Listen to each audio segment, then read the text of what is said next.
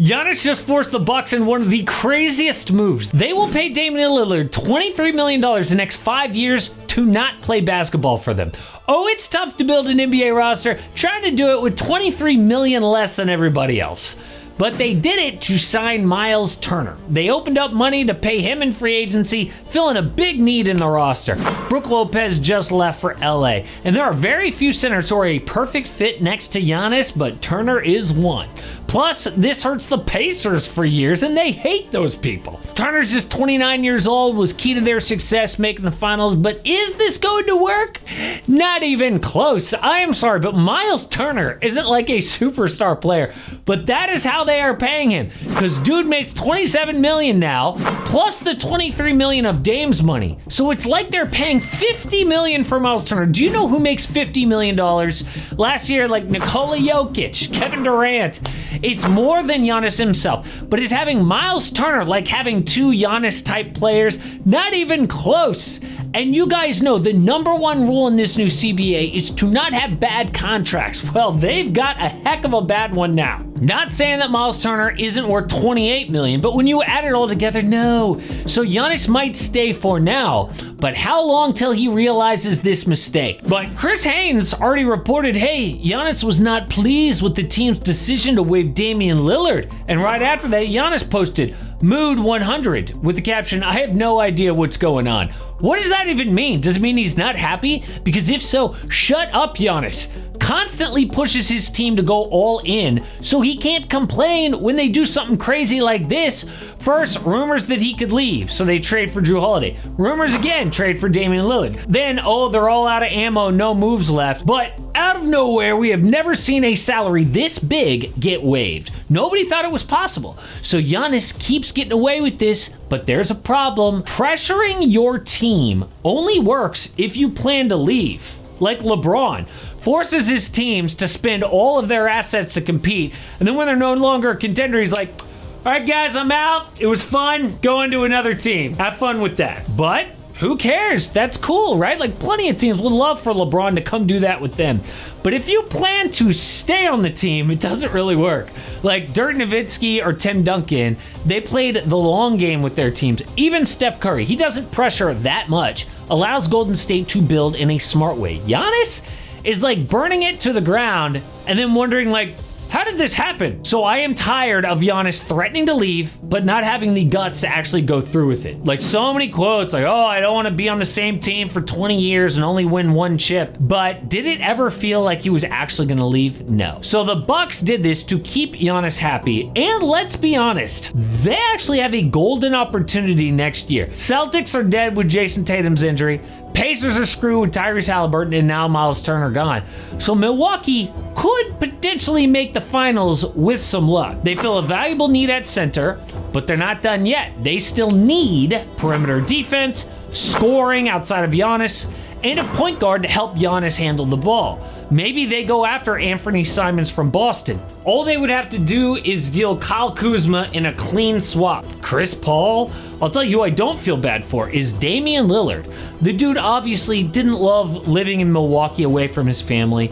This way, Dame can actually get paid twice just to rehab, and he gets to pick where he goes for the first time in his career. Rumors say the Miami Heat are interested, and this time they could get Dame without giving up any assets other than cap space.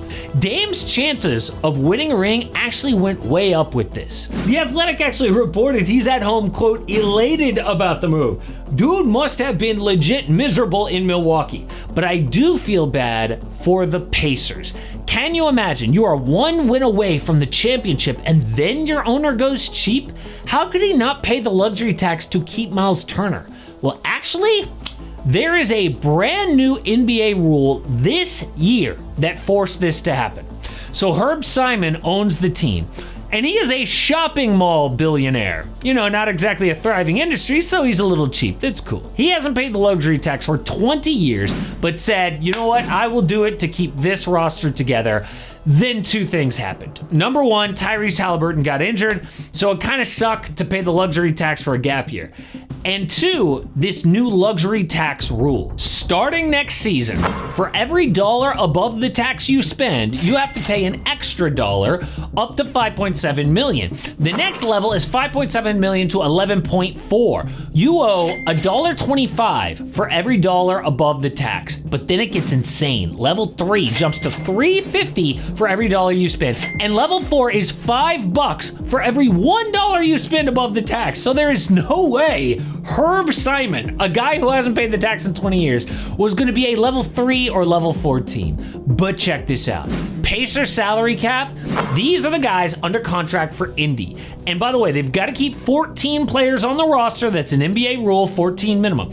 So down at the bottom, 2 minimum contracts. But add Myles Turner to this, bam, $12 million over the tax, a level 3 team. There was no way Herb Simon was going to pay that, so it makes sense. They probably went to Myles Turner. They were like, hey, dude, we really actually need you to take a really team-friendly deal. And other teams were like, no way, dude, we'll pay you. So Myles was like, I have to leave. I have no choice. In fact, we know they offered 3 years, $60 million, which is a slap in the face to a guy who's been a lifelong Pacer, key to their finals run. The Bucks almost friggin' doubled that, and now the Pacers have to see Turner go to their biggest rival? Now, what are the Pacers going to do next? We'll see. Maybe they get DeAndre Ayton at center. He might already be a Laker by the time you see this video. But most likely, this is a big blow to Indy, especially Tyrese Halliburton, who is now down one key teammate when he returns from that injury. But the real question is, what happens with the Bucks if they flame out?